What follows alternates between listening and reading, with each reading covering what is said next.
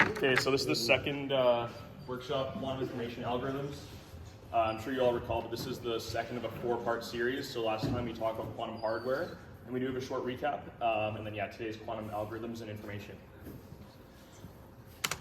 So this is the agenda. So we're going to do a short recap of quantum hardware, just to kind of keep the juices flowing. And my intention is to do a short recap every time for all four, for kind of everything we've learned in the past, just to keep kind of reminding you guys about the concepts so they can try to stick in your minds. We're going to quickly talk about the Nobel Prize. People ask me to talk about the Nobel Prize. It's kind of related to quantum computing. Then we're going to move on to quantum information and quantum algorithms. Before that, we're just going to quickly move through some really quick information. So IBM internship. Nico was showing me this. It's pretty interesting. It seems to be kind of a new type of job. This didn't seem to be available like a year or two when I was checking out for stuff like this. It looks like they have kind of business roles, they have software, they have hardware, so it definitely seems like an interesting internship. And the other thing is the Qiskit certification. You want to say something, Shane? Yeah, I just want to mention that if you are interested in this type of internship, our sponsorship team is going to be reaching out to our connections with IBM and hopefully giving some resumes to people in the club. So reach out to me or Jack, and hopefully we can get some going. Yeah, this is one of the only quantum clubs in Canada, right? And we have a relationship with IBM, so you guys may actually be able to get a job through this, which is pretty cool, because that was one of our initial goals back in the day, and to see it kind of maybe happening is pretty exciting. Moving on to the Qiskit certification, so Emily prepared this little slides here. So Qiskit certification is something that IBM runs. So Qiskit, we'll talk about it in the quantum software presentation, on the next presentation, but it's a coding language that is built on top of Python, and it's been built by IBM. And this is like a certification they have that proves you're competent in Qiskit. So program overview, it's just going to kind of prepare you to learn and perform software in Qiskit. So it's definitely going to be, if you want to become a quantum software engineer, this would be a very valuable skill set. Something I really liked, I looked through the curriculum. There's 5 different parts. I think it's on this slide. So there's 5 different courses. The first 3 courses are all about quantum information, which is also the topic of today's lecture. So it really forces you to actually understand the math, which I really like. It's super easy to watch one YouTube video and learn how to code in Qiskit, but it's another thing to spend the 40 hours or however long it's saying to properly understand the math. And then the last 2 are more actually learning about the quantum programming. So just a show of hands, we're just trying to gauge interest. And this is a big time commitment. Like you guys can see, this is tens of hours. Who here is interested in pursuing this? Okay, quite a few individuals. All right, so Emily, we'll talk about it afterwards, but Emily is helping to organize this. So you guys can all chat with her, and you guys can try to find a time. You want to say something? One really good question. Is this going to be synchronous with everybody else at the club, or is this going to be your own Yeah, time? so it's designed to be individual, but what we're intending to do is have book a room every week, and then have everyone work on it together, so that you guys can bounce ideas off each other and then keep each other accountable and move through it as a cohort. So that's kind of the idea that we're trying to set up. Okay, yeah, so who's interested? So we'll talk to Emily afterwards. Okay, short recap, quantum computing. So these are the main topics that we discussed last time. This is the most important things to remember. So we talked about the difference between a physical and a logical qubit. So remember, a physical qubit is an actual, as the name suggests, physical that exists on the computer, whereas a logical qubit is one we can actually use for computation. And typically, you need between 1 and 5,000 physical qubits for 1 logical qubit. So that's an important thing to remember from last time. Another thing is IBM's computer. They have the most qubits. They have 1,000 physical qubits. So by what I said, where you need 1,000 to 5,000 qubits, physical qubits for 1 logical qubit, they arguably only have 1 proper logical qubit. So we need millions of qubits before we can actually start doing proper computations. There's type uncertainty. So this is referring to, we talk about all sorts of different types of quantum computers. So I've got a few up here, right? We've got the Majorana 1 chip, which is using Majorana zones. We have superconducting qubits, and we talked about quite a few others in our presentation. So there's a lot of uncertainty as to which type is going to be the one to take off. And then we talked about decoherence at scale, and how although we can technically build quantum computers with lots of qubits, they lose their ability to hold useful information because of noise and other issues in the system. So that's our short recap of quantum hardware. Okay, so Nobel Prize. So the Nobel Prize, this is at the top, this quotation kind of sums it up, kind of. It's going to look confusing, but the discovery of macroscopic quantum mechanical tunneling in an electric circuit. So we talked about, last time we talked about Josephson junctions and superconducting qubits. And what they are is they're a loop of wire, specifically superconducting wire, but there's little holes here. So these little things, they can represent little holes or like insulators. So current actually can't run through it. Normal current, because it's insulated, it can't actually form a loop. But quantumly, electrons can quantum tunnel through the gap. So the only current that we're seeing is from quantum physics. And that's why we're able to use Josephson junctions to create quantum objects. And that's the whole idea of Josephson junctions. So what the Nobel Prize was, is we always knew that electrons can jump through the gap. But what the Nobel Prize is, and I don't fully understand all the details, but the idea is that not only can we track very small microscopic scale electrons, but we can represent it as a macroscopic system. That's kind of what it is. This person has proven that we can represent the Josephson junction as a macroscopic quantum object. And to me, I was learning that and I was like, didn't we already know that? And the answer is kind of. So a lot of the companies that are building these superconducting qubit quantum computers, they intuitively understand that we can represent mathematically these Josephson junctions as macroscopic objects, but this has now been officially mathematically proven. Go ahead. Just saying, this was not for the prizes for this year was actually done. It was done like the 80s. Interesting. Yeah. Okay. So it's done a long time ago. Okay. I didn't know that. Okay. Interesting. Yeah. So I'm labeling it perhaps arrogantly important but boring. It's not that interesting. It's not. No one is going to be creating anything new and exciting because of that innovation. Okay, so we're going to move on to quantum information. So this is a slide that I've copy-pasted multiple times throughout the presentation, because if you only understand these three things, you really kind of understand what's going on. Hey guys. So there's three main concepts here, and these three concepts are what make quantum information more powerful than regular classical information. So the three different concepts are interference, superposition, and entanglement. So I'm sure you guys have maybe heard these words before in relation to quantum computing.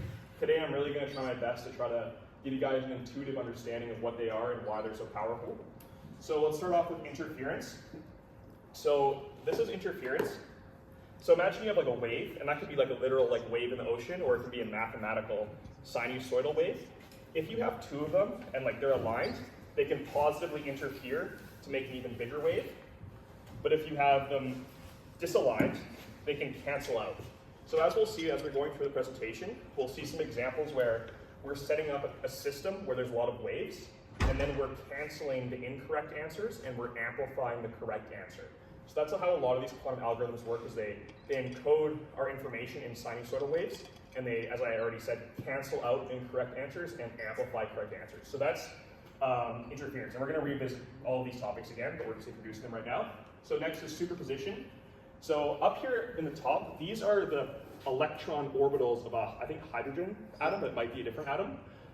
Anyway, so the idea is that in grade school we learned that atoms orbit around the nucleus, or pardon me, electrons orbit around the nucleus of an atom. But really that's not true. They actually exist somewhere within those spheres. So that top left one, that red sphere, the electron is going to exist somewhere inside of that. And that's what the concept of a superposition is. It doesn't have a position, it has a superposition. We know the space where it could exist. And finally, entanglement. Entanglement really can only be understood mathematically, but it's basically a mathematical connection between one qubit and another. So where if I manipulate one qubit, it has an effect on the other one. And the states can only be understood when they're both together. You can't actually separate them independently. So those are the three things that are unique about quantum information, and as I commented, we're going to revisit all three. So before we go any deeper, yeah, go ahead. Just for the entanglement thing, does that mean everything has to be always studied in pairs? So you'll see, but when we entangle a qubit, we go from a 1 or a 0 to a 1-1 or a 0-0. So that the states have to be written together. Okay. They become intertwined, and we'll kind of revisit that topic. So before we move any further, let's talk about what a qubit is. So in classical computers, we have a bit. A bit is a 0 or 1. Everyone who's kind of in engineering has been forced to learn this, 0 or 1.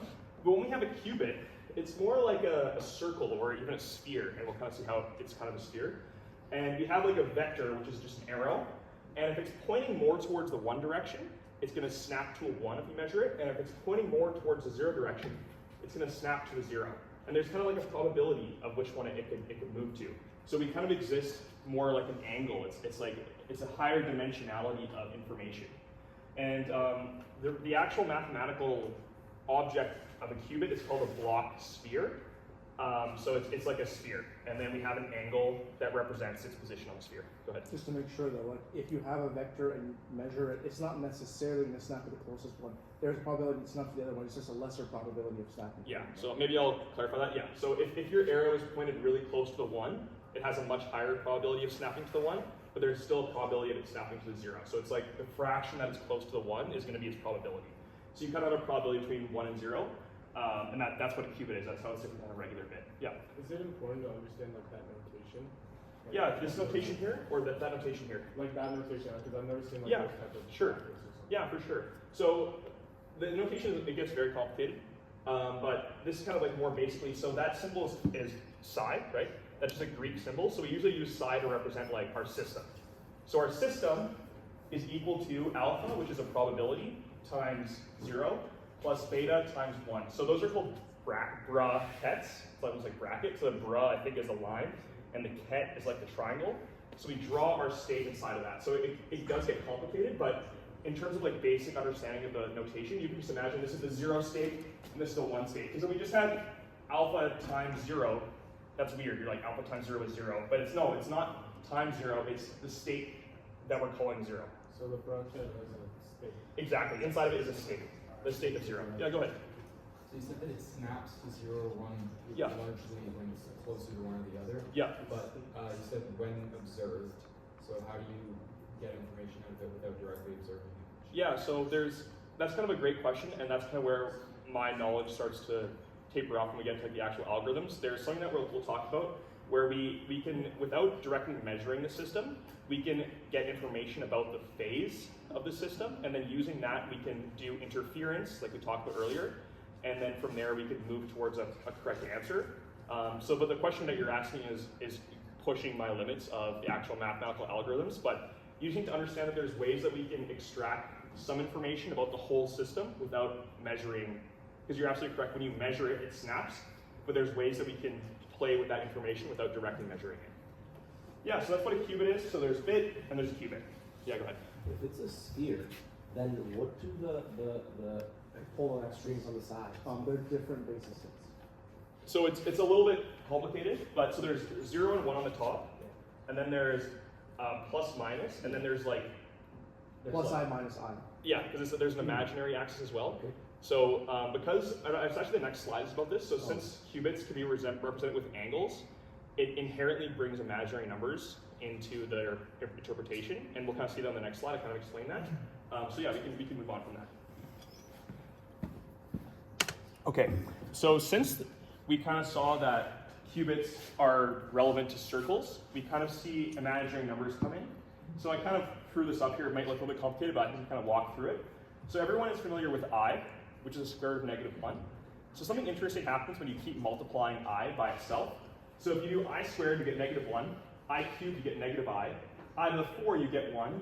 I to the 5, you come back to I. So if we multiply I, we kind of rotate, and after 4 i's, we're back. So that this creates an inherent relationship between imaginary numbers and circles. And then there's this called Euler's formula, and it officially connects imaginary numbers with rotations. So what I'm trying to give you guys an understanding for here is, since qubits can be represented on a circle, they inherently relate to imaginary numbers. And that's why we see imaginary numbers come into play with qubits. And qubits, and this is again, we're kind of moving almost to the outside the scope of today's workshop, but quantum information exists in something called the Hilbert space, which includes real numbers and imaginary numbers. So it's in the imaginary number plane. Go ahead, do you have a question? Oh no, you didn't have a question. All good. All right. Hilbert space, complex numbers and rotations. Okay, so this is another thing to understand. So that, again, this is why today's lecture is the hardest, because we do have to bump into these hard kind of math things. So I want to talk for a second about wave equations. So with quantum physics, everything is about waves and superpositions. So kind of like when we saw that image, actually I have it right here, with the electron orbitals, where we exist somewhere within this sphere. And the way to mathematically represent that is by using a wave equation. And this on the top here is just Schrodinger's equation. And it's kind of like the governing equation for how we represent quantum objects in general. And it becomes very relevant when you're using certain quantum algorithms. So we're not going to talk too much about how to use this algorithm, or sorry, how to use this formula, but just to introduce the concept that if you want to fully mathematically represent the quantum system, you need to use the Schrodinger's equation.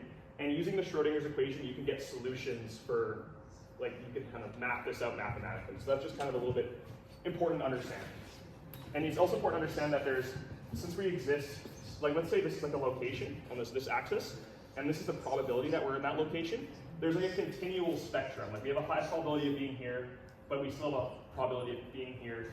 So just kind of understanding there's infinite positions. Go ahead. Isn't that only the case if we're working with qubits on their position space and we don't care about, if we're looking at their spin basis, for example, you only have two possible spin up or spin down, right? So it depends on the So I think actual thing you're measuring. Sure. And like, again, like this is where my knowledge like tapers off a bit, but like what you're kind of saying is like there's different ways to represent quantum information. There's one where we're using a wave function, and then there's another where we're using more typical kind of binary probabilities, right? So yeah, that's true that there's different ways to represent the information. Yeah. That equation, Schrodinger's equation, Yep. is that an equation that tells us what the qubit might be like the probability it might snap to something? Is that what it is? Sure, indeed. So basically, the Schrodinger equation is like a time, it gives you the time evolution of the state. It tells you how the state's going to evolve or change in time. And then after you can measure that state at a particular moment in time to get what the probability of it snapping to a specific state is going to be. So this one, you basically evolve it in time, and then you measure it afterwards, and then you see what you get. What's your like time scale? What is your time relative to? Time to when you start the experiment. When you let your system start to evolve in some magnetic field or whatever energy you use to cause it to evolve. And then you have an end time of it. Yeah, that's when you measure it. Right? Exactly, that's when you measure it. And then does the qubit, like once it snaps, it stays in that state always? Then when you stop measuring it, it starts to evolve from that new initial condition. Then state you measure is this new initial condition after measurement. And then it evolves again. And then it can go back to being a qubit once it's snapped. Exactly. Once you stop looking at, when you stop measuring it, it goes back to being a position. Exactly. Yeah, so it gets pretty complicated pretty fast when we get into math, but kind of like what your guys' discussion was is, yeah, that's correct, guys. I hope that people can kind of hear that and maybe understand what was said. Okay, types of quantum computers. So this is actually a slide from the previous presentation. So there's two types of quantum computers. There's the gate-based quantum computers, which rely on, up top, we're going to kind of talk about the different types of quantum gates. But this is related to where we have more like binary information, where we have like a probability of it being 1 and a probability of it being 0. And then we have quantum annealing type computers, where it's just kind of a continuous probability space. So just kind of to understand that there are two different types of, as we discussed in the quantum hardware lecture, there's two different types of quantum computers, gate-based and quantum annealers. And the way that they're interacting with information is fundamentally different. Where the gate-based, they use discrete superpositions, so we have like 1 and 0. Whereas on the annealers, we have like this infinite high dimensionality space that we interact with. So that's kind of something important to understand. All right, I think we're kind of moving through the kind of really complicated stuff into some more tangible examples. So up top, I know some people here are taking digital logic systems right now. So up top here, these are the regular gates in regular computers and or not. And using these gates, and if you study digital logic systems, you can learn how you can build computational systems that we use in regular computers using these gates. So there's an analogy to quantum, which these are the quantum gates. So we're not going to really go through them, but I just want people to understand that in quantum computing, it's essentially exactly the same as in classical computing, where we can arrange these gates to perform algorithms. So where in classical computing, you can make an algorithm that multiplies or stores information. In quantum computing, you can use these gates to build algorithms as well.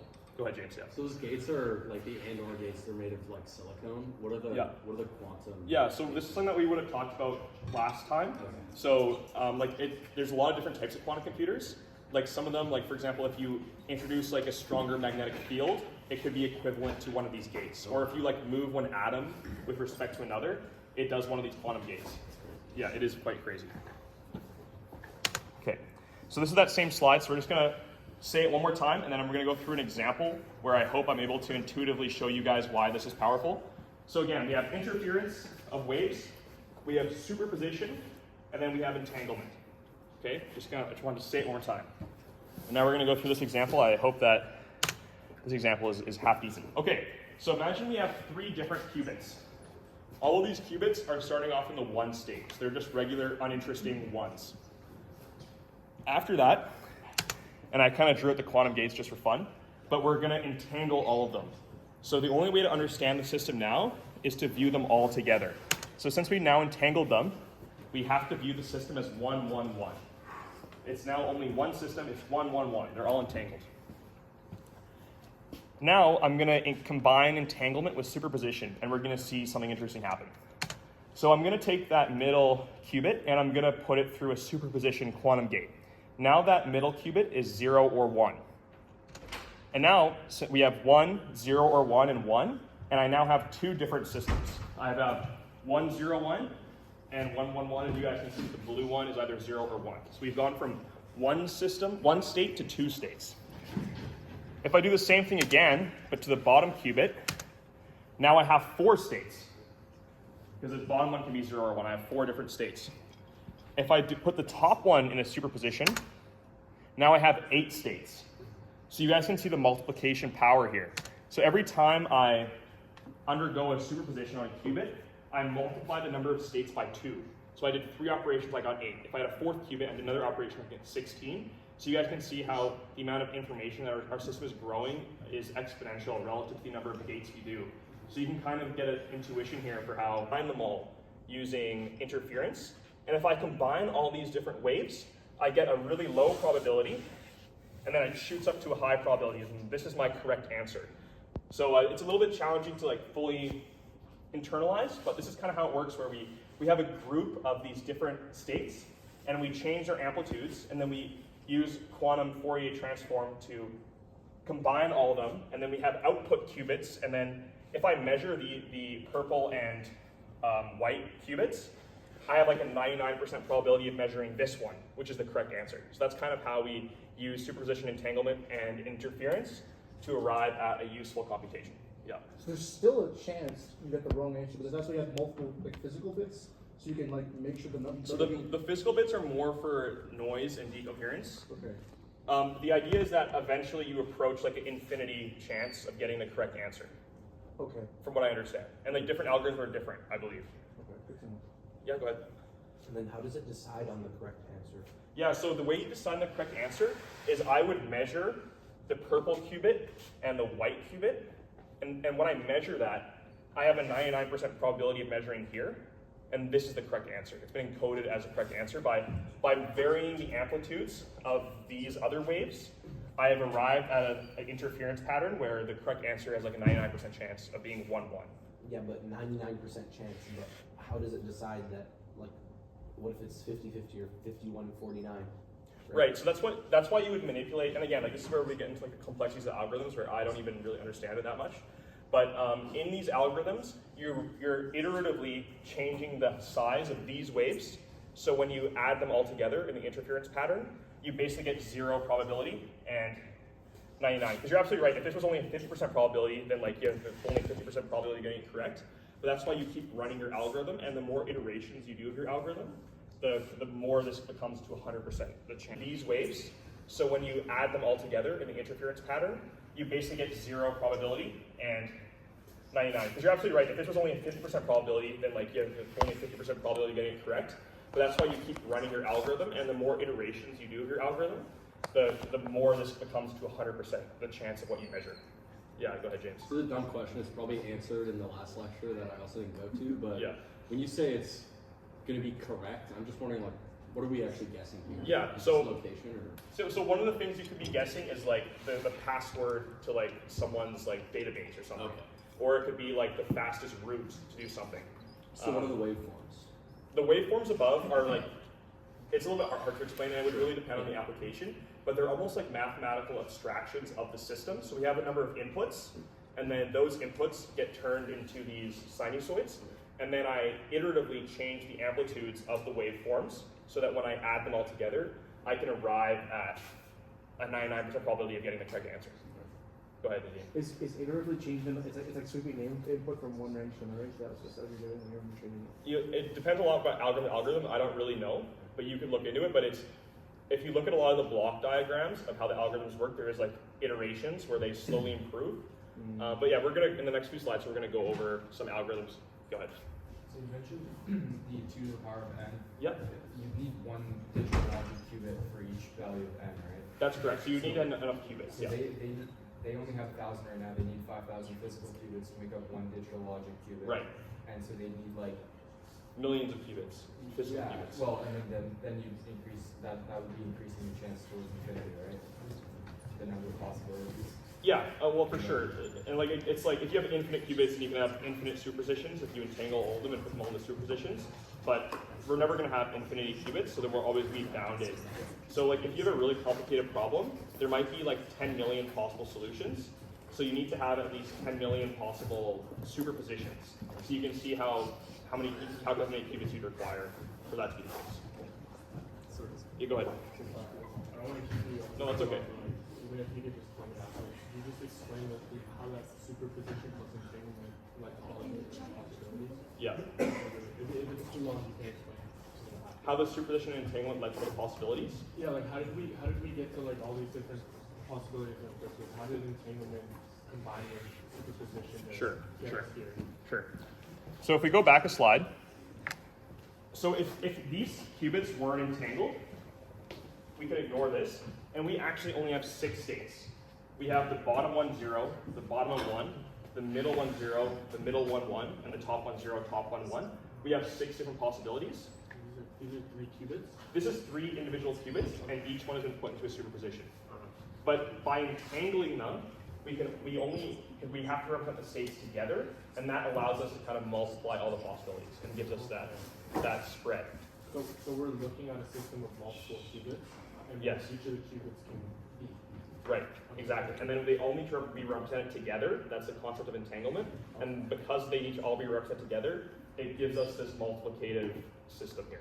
And then for the entanglement, you said before that we have to look at it in pairs, but here we're looking at them in like groups of 3. Right. Is it better to look at things in a bigger group, or is it? It depends what you're trying to do, but just to answer your question, so entanglement connects 2 qubits, but on the very first slide, what I did is I first entangled these 2 qubits, and then I technically entangled this one with that one, but it's kind of like a triple chain of entanglement. Okay. But entanglement gates entangles 2 qubits, but you can chain entanglements together to have all your qubits entangled. So it's 2 at a time. Though. Yes. Yes. Thank It's a you. 2 qubit gate. Go ahead. What's like the most complicated, like how many, I don't know who's making quantum computers, but what's the most qubits they can entangle? Yeah, so this is something we talked about a little bit earlier as well. But so IBM, they made their computer has 1,000 physical qubits, but you need multiple physical qubits to represent one logical qubit because there's a lot of error in the system and you need some level of redundancy.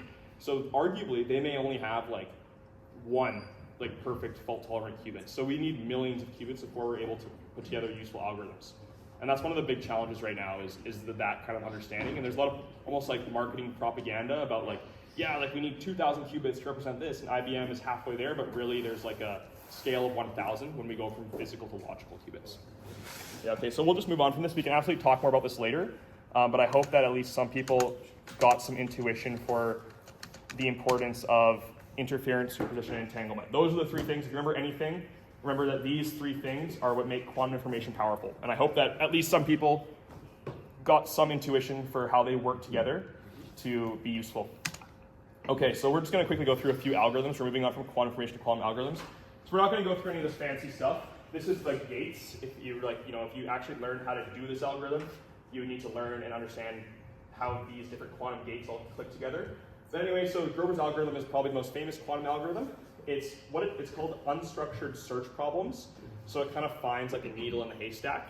So that needle in the haystack could be like the engineering optimization. So it could be like the best material for a problem. It could be a financial optimization. What's like the highest reward to risk ratio, or like what should I be purchasing?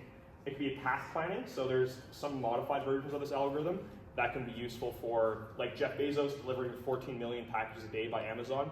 Grover's algorithm, modified version, could be used to optimize his route, and there's hundreds of thousands of dollars of savings there per day, if not even more. Resource allocation, so Grover's algorithm is what you're going to use to solve unstructured search problems. So that's probably the most famous quantum algorithm. Move on to maybe tied for most famous quantum algorithm is Shor's algorithm. So this algorithm, it factors large numbers, which sounds a little bit useless. But then if you learn up top here, it's called the Diffie-Hellman key exchange. And it kind of is related to how we encrypt information. So that's how like all of your passwords are encrypted and kept safe. It's related to, you can kind of see it, I'm not tall enough to reach, but like we have a number G, or A, and we put it to the power of B. So we have like an exponent, and it's really easy to like put A to the power of B, but it's much harder to kind of go backwards and like figure out what A and B were. So that's kind of how we actually encrypt information right now, is we intuitively know that it's easy to multiply numbers. It's hard to find factors that multiply them. And that's exactly what Shor's algorithm does, is it factors large numbers. So it sounds a bit strange, but by factoring large numbers, we can break into modern encryption and put a lot of cybersecurity related things at risk. Yeah, go ahead. You essentially just be elegantly brute forcing the problem.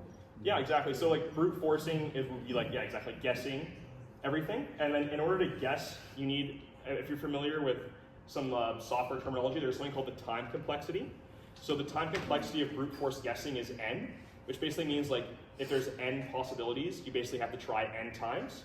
But the time complexity of Shor's algorithm is the log of n cubed, which is a lot less than just n.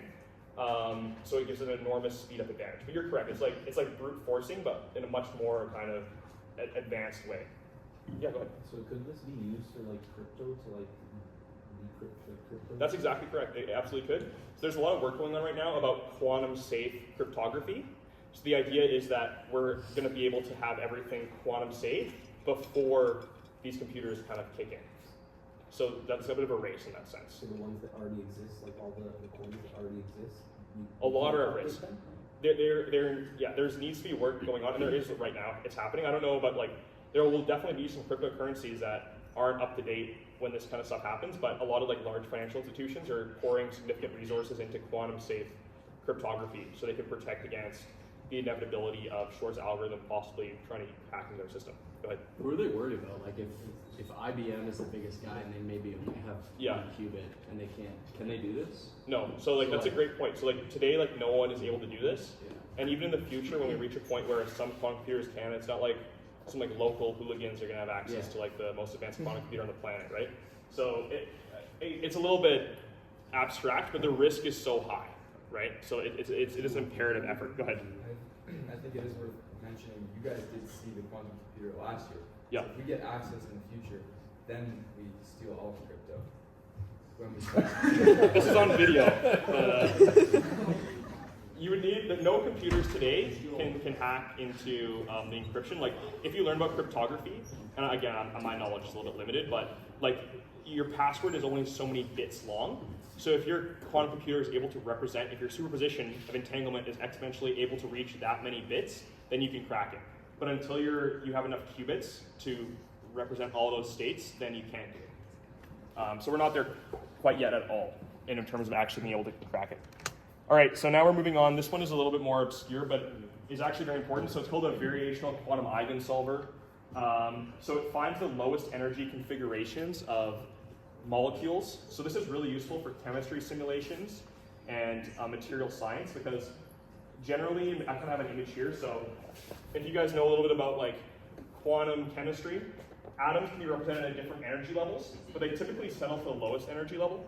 So this algorithm allows us to find that lowest energy level, and is very powerful because like the lowest energy level is what we know is going to happen. So it just allows us to model these systems a lot better. Something cool about this algorithm is it's hybrid. So there's like a loop between the quantum system and then there's like a classical system where a regular computer like iterates onto it. And although this one is less flashy and cool, I think that this quantum chemistry, quantum simulation is actually going to be possibly one of the first significant applications of quantum computing. Go ahead. We took a controls course, right? Do you think that there's room for like optimal control using quantum computers for specific tasks? We'll talk about that actually in the next slide. I kind of mentioned that. Yeah, go ahead. That formula with the sigmas looks like the cube we used for constant English classes. Is that like the same thing? Yeah. Arts and Nealers. I hate to say it, I actually made a mistake with that formula. It's meant to be on the next slide. Ignore that formula. We're going to talk about in the next slide, we're going to talk about quantum annealers. So the final kind of main algorithm to kind of keep in mind is like quantum annealing in general. And if you guys remember, that was one of the types of quantum computers.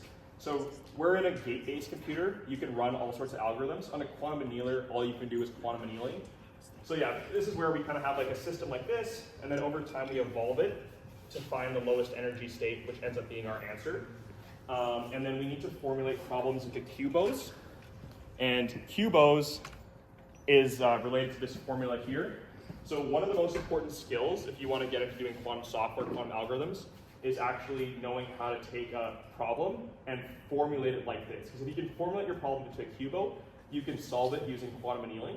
So that's going to be one of the most important skill sets, is being able to go from a arbitrary problem into a cubo. That's going to be a very rewarding skill set. Yeah, go ahead.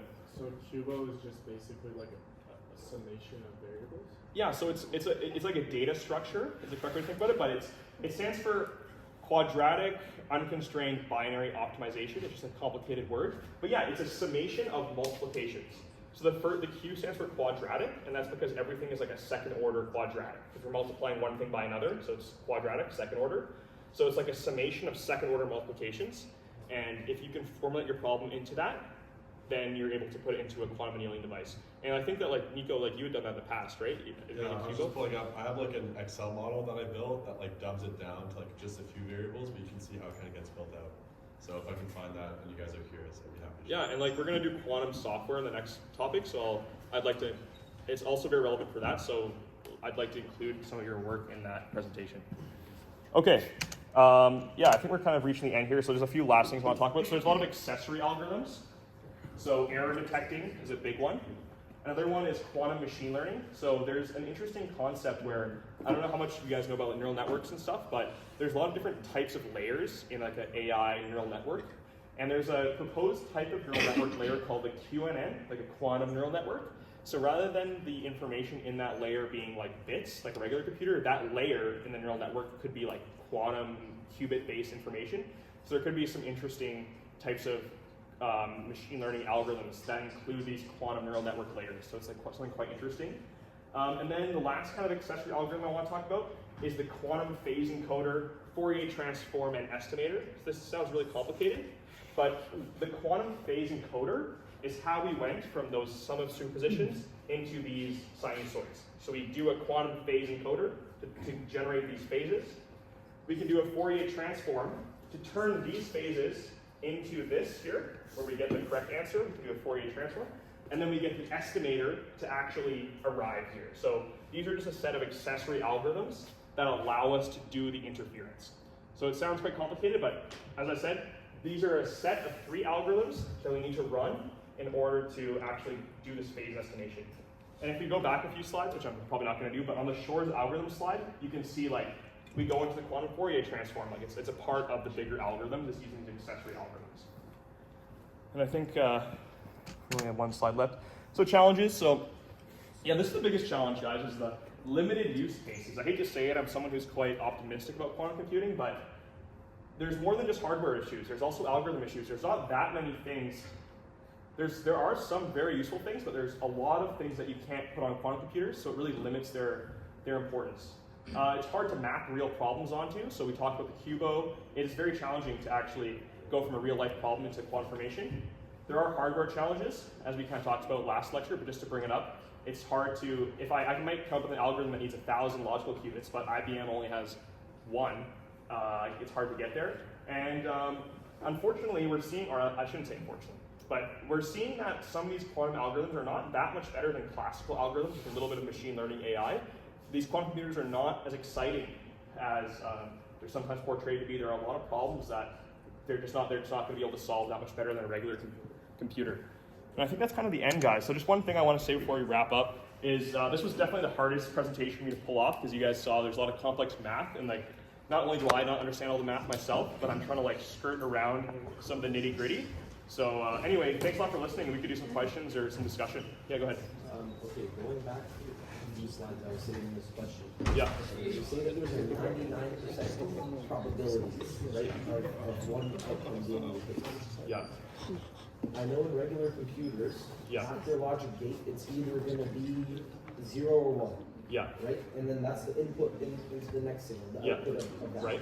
So when you say that there's a probability Right. of one of it being 1, Yeah. right? That's what was written there. Yeah. Probability doesn't tell me what's going to be the output. What's the output going to be? Right. So when in these quantum systems, you actually make a measurement and then we kind of collapse from the probability into a specific measurement. So we lose the probability.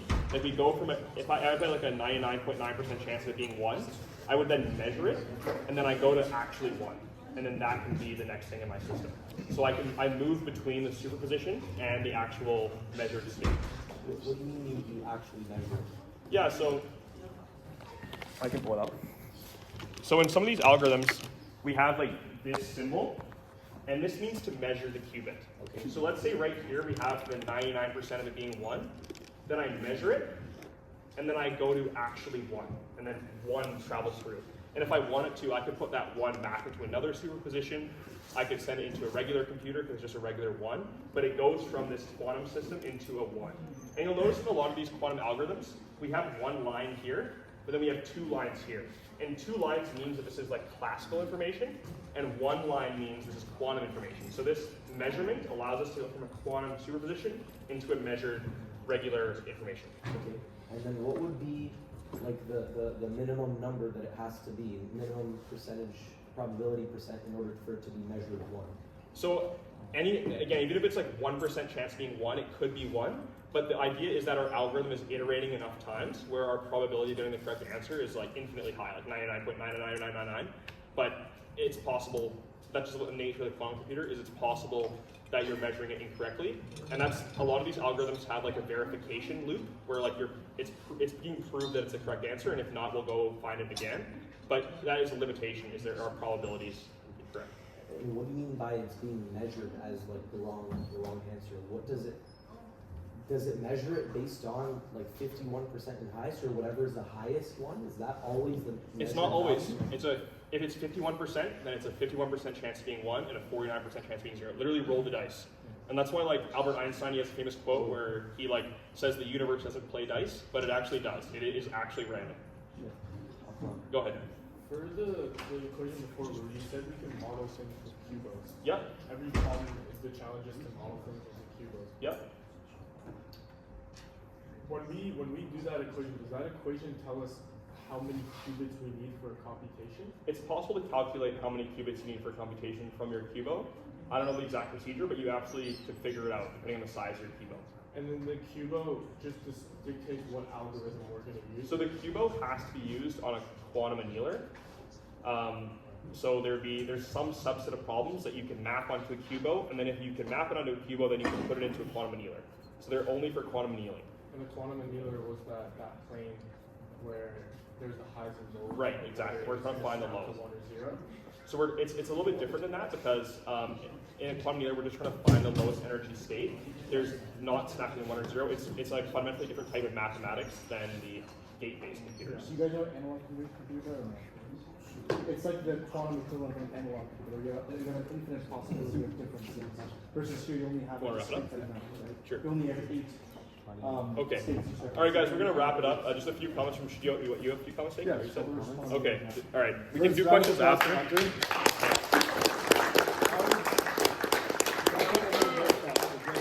I have 2 things that I want to talk about really quickly. First is I want to announce that Emily is going to take on a VP role for the club for this year. As mentioned, she's going to be leading the certificate certification workshops, as well as some pitch workshops and other software-based education initiatives. So if you have any questions for that, talk to Emily. And the second and really important thing is that we're wrapping up our recruiting basically the end of today, and then this weekend everything will be finalized. So if you're interested in joining a team or an exec position, come talk to me like ASAP now. And if you already submitted the form to join, check your emails because we started scheduling interviews. If you have any questions on recruiting or want to talk to Emily about the certification or workshops, that was a great time. Okay, perfect. All right, thank you.